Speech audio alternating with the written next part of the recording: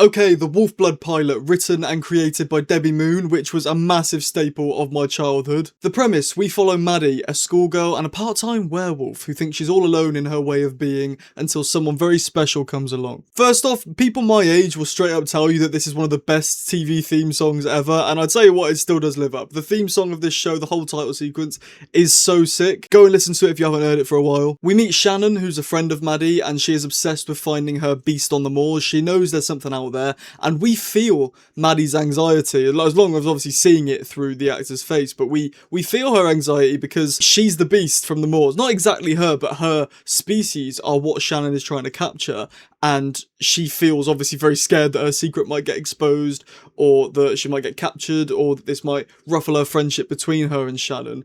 And I mean, if you put yourself in her shoes for a minute, that is scary. That's anxiety inducing. The humour is on point this episode. There's odd lines like Maddie saying to Ridian, "You smell like my parents," in front of the whole class, which, I mean, if you went to school in the UK, that's a weird thing to say in front of a class, and you can imagine how they'd react, alongside the leak stuff and the sheep noises when they mention that Ridian's from Wales.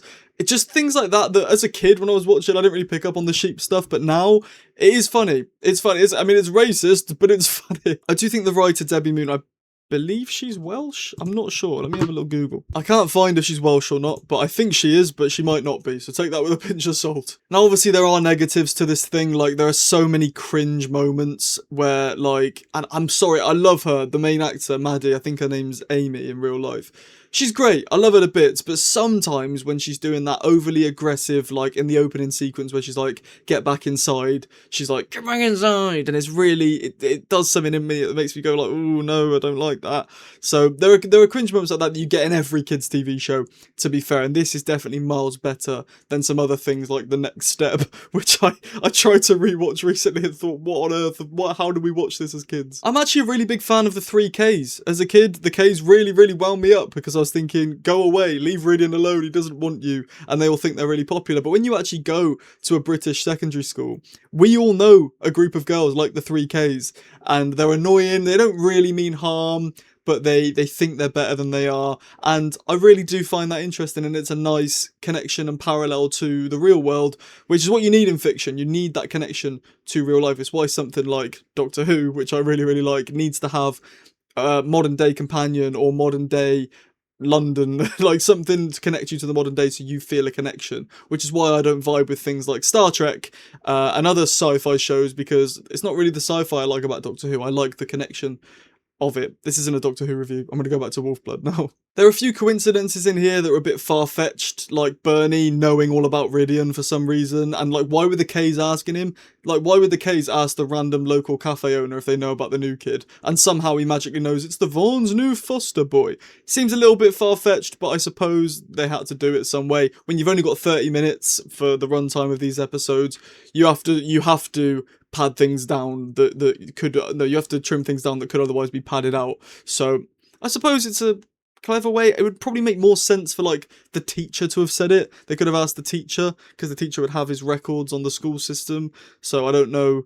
It just seemed that was the one thing about this episode that really irked me, was like, why are you asking the local cafe man about the new kid, and why does he know? I'm a big romance fan. I like rom-coms. I like soppy romance films as well, and I genuinely do believe this was my gateway drug, because when those two were running around the fields, running around the forest with each other, I really did feel like, this is love. I feel the connection.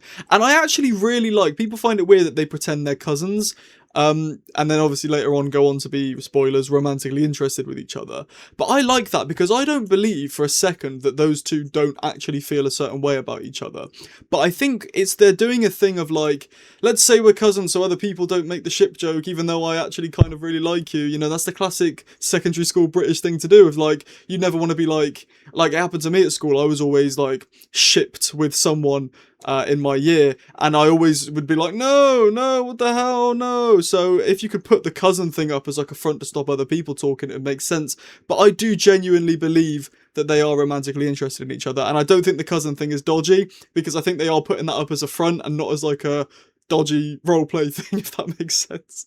I know this is a bit dodgy to talk about, but I just want to get that out there, because people complain online about the cousin thing and how like it's a bit weird, and I suppose it is, but I think the reason for it is what I've just said. They're putting up a front. They aren't trying to pretend they're actually cousins. They're just saying that so people stop making jokes about them. I really like that you grow into your wolf and it's not something you're just immediately born with. You aren't born with the power just to transform whenever you want. You have to transform on the moon nights, the full moon nights, but you can transform when you're angry like Rillian has. But this has never happened to Maddie. She's not transformed yet. She's not hit the age to be able to do it all the time of her life where she's able to do that. And I find that really much more interesting than just you're born a werewolf, you can turn whenever you want, because that's just cheap, that's lazy. I like what Debbie Moon's done here. It's sort of like a puberty thing of like, you do grow into it at a certain point in your teenage years, you then grow the ability to be able to transform, and I find that really interesting, and yeah, much more just fun to watch and learn about. There are some flaws in this episode, mainly it's the child acting at points, they get a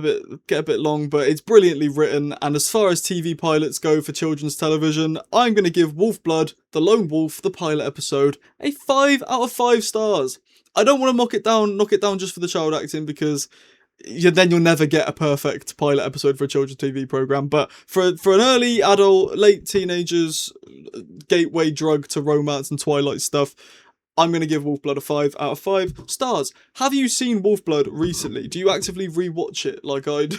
Let me know in the comments. If you enjoyed the video, drop a like. If you didn't, drop a dislike. It's absolutely fine. Press the button. It's there. Subscribe if you're new with the notification bell on so you get notified every single time I post. I talk about film and TV here and review it every couple of days. So if you wouldn't mind sticking around, it'd mean the absolute world. Thank you for watching. I've been Sam. I'll see you later, and ta-ra.